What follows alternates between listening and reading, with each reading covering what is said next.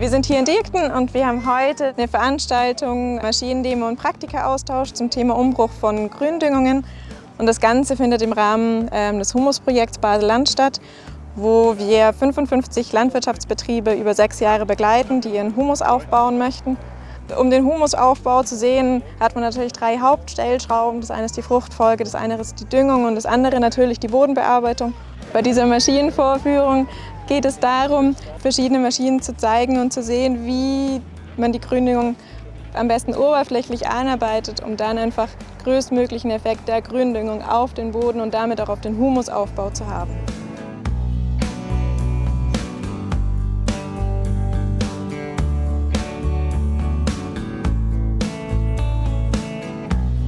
Das Besondere an dieser Maschinendemo ist, dass wir hier keine Landmaschinenhändler eingeladen haben, sondern dass wir die Landwirte, die Maschinenbesitzer eigentlich hier haben und die zeigen eigentlich ihre Maschinen ihren Berufskollegen. Es handelt sich einerseits um den Geohobel, die Schälfräse, eine Scheibenecke, einen Flachgrupper und einen Pflug.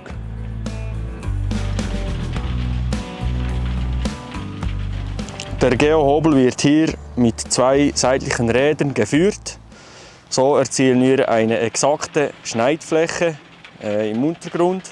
Hinten wird er ein bisschen rückverfestigt mit der Walze. Wir haben 27 Werkzeuge, die im Boden bearbeiten. Oben haben wir 2 Sätänke. Der Vorteil von dieser Maschine ist, wir brauchen auf unserem Betrieb nur eine Maschine. Wir können mit dieser von Gründüngungen über Kunstwiese umbrechen, über Getreidesaat, können wir alles mit dieser Maschine machen.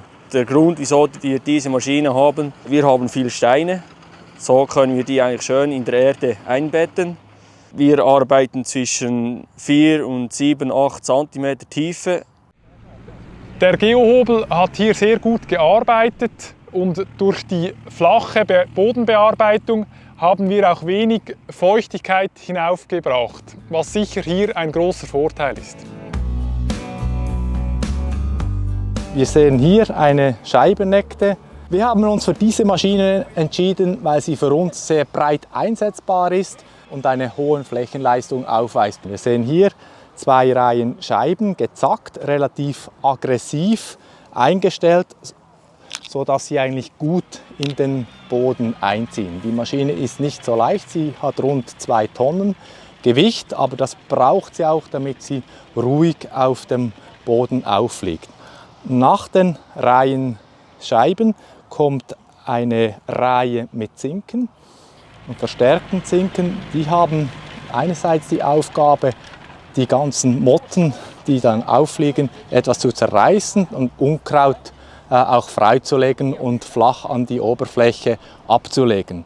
Und anschließend haben wir hier eine Keilringwalze, die wieder oberflächlich rückverfestigt. Wir haben diese Maschine angeschafft, um eine Maschine zu haben, die wir möglichst breit einsetzen können. Wir brauchen diese Maschine in erster Linie für den Stoppelsturz und auch zur Einarbeitung von Mist. Für diese 3 Meter Maschine sind ca. 100 PS notwendig, damit man über genügend Kraftreserven verfügt, damit man sie genügend schnell auch betreiben kann. Die Bedingungen hier waren so, dass ich eigentlich bei mir zu Hause vielleicht nicht gefahren wäre, weil unten ist der Boden doch noch etwas feucht und daher habe ich sie eher etwas flächer gestellt. Das hat natürlich den Effekt, dass dann vielleicht nicht ganz durchgeschnitten wird. Hier sehen wir den Leichtgrupper Supermax vom Güttler. Das ist eine Maschine, die mit den Federn da viel Vibration bringt und die Erde so lockert. Diese Maschine ist nicht so schwer. Sie ist an den Hügeln einfach zu fahren. Wir können mit dem 70 PS Traktor Böden bearbeiten. Ich brauche sie auch für Gründungen einzuarbeiten, aber die Gründung darf nicht zu hoch sein. Es ist eine gute Maschine für Unkräuter zu bekämpfen, Quecke und solche Wurzelunkräuter. In Böden, die sehr schwer sind, wird es dann, wenn es trocken wird, schwierig, weil man bringt sie nicht mehr in die Erde rein. Man sieht, dass die Oberfläche nicht so regelmäßig bearbeitet wurde.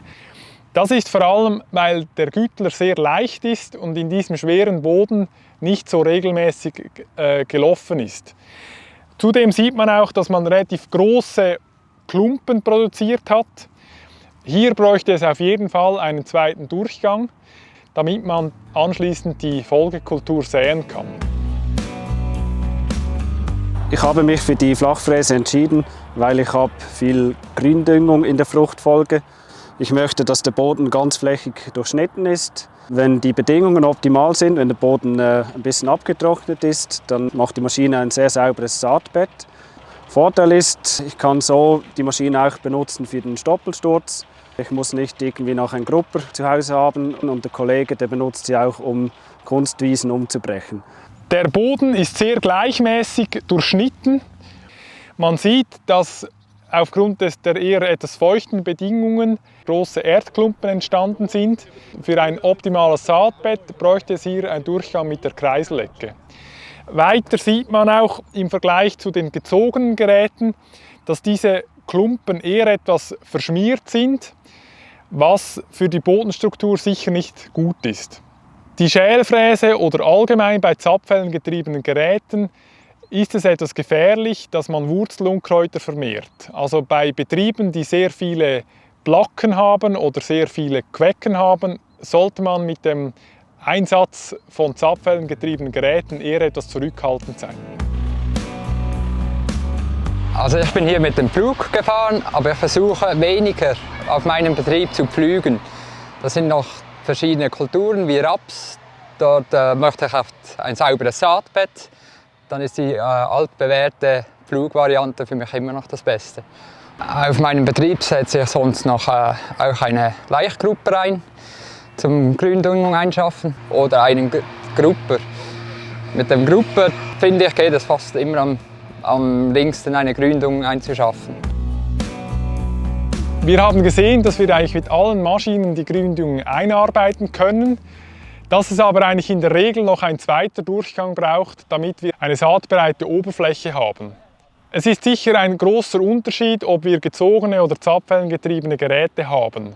Je nach Boden und je nach Folgekultur eignen sich sicher unterschiedliche Geräte und jeder Betrieb, der in neue Maschinen investieren will, sollte zuerst die verschiedenen Maschinen austesten, damit er eben sieht, welche Maschine für ihn geeignet ist oder welche Maschine weniger geeignet ist. Das ist immer interessant, mit Berufskollegen über Sachen zu diskutieren, was funktioniert, was nicht funktioniert. Deshalb finde ich so eine Veranstaltung super, als man nicht alles selber auf seinem Betrieb testen muss. Solche Nachmittage haben einen riesengroßen Lerneffekt auch für meinen Betrieb.